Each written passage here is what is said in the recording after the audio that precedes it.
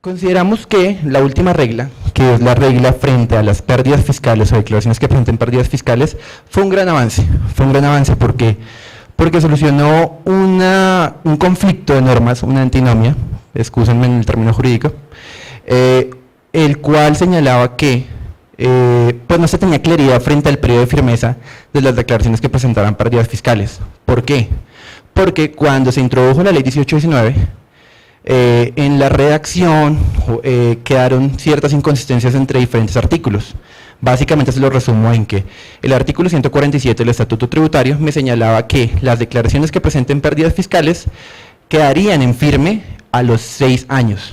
Sin embargo, en esa misma reforma tributaria se modificó el 714, artículo 714, que nos señala cuáles son los términos de firmeza de las declaraciones. En ese caso se dijo: las declaraciones que presenten pérdidas fiscales estarán sujetas, el término de firmeza estará sujeta a el periodo de tiempo que tiene el contribuyente para compensar las pérdidas fiscales.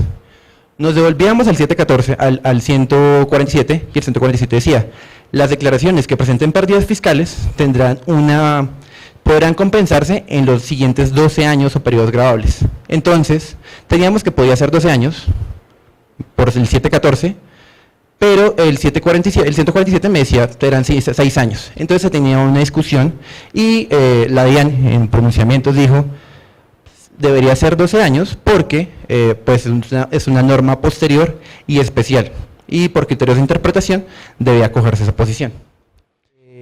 Mantuvo una derogatoria que se había señalado en el artículo 122 de la anterior reforma tributaria. ¿Cuál era esa reforma? ¿Cuál era esa derogatoria?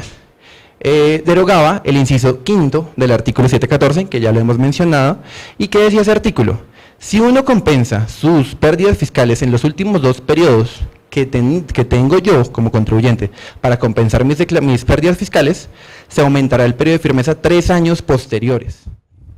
Beneficio de auditoría. El beneficio de auditoría es una firmeza especial, un beneficio que consagró primero la anterior ley de financiamiento 1943 y se mantuvo en esta reforma. ¿Qué señalaba ese beneficio? Que si yo cumplía ciertos requisitos, ¿cuáles eran? Haber tenido un impuesto neto superior en un 30% al de mi año anterior, inmediatamente anterior, podía tener un periodo de firmeza muy reducido, 6 meses. O si tenía un aumento de mi impuesto neto de renta del 20%, mi firmeza iba a ser de 12 meses, lo cual se reducía muchísimo. Recordemos que, regla general, como mencionamos, 3 años. Si cumplíamos con este beneficio de auditoría, pues se reducía a 6 y 12 meses dependiendo. Ahora, hay que tener en cuenta ciertos aspectos especiales. Primero, este beneficio de auditoría, por disposición de la Ley de Crecimiento y Ley de Financiamiento también en su momento, señalaban que los contribuyentes que estuvieran ubicados en ciertos territorios especiales o zonas geográficas especiales, como por ejemplo la SOMAC, por ejemplo, y que tuvieran beneficios tributarios por estas ubicaciones geográficas especiales, no les aplicaría el beneficio de auditoría. Segundo, pérdida fiscal o pérdidas fiscales. Este es un poco, pues últimamente la posición de la administración y pues un poco del gobierno, en el sentido de que pues se ha satanizado mucho el término de pérdida fiscal, como si pues uno como contribuyente no pudiera tener una pérdida fiscal, y es razón de negocio.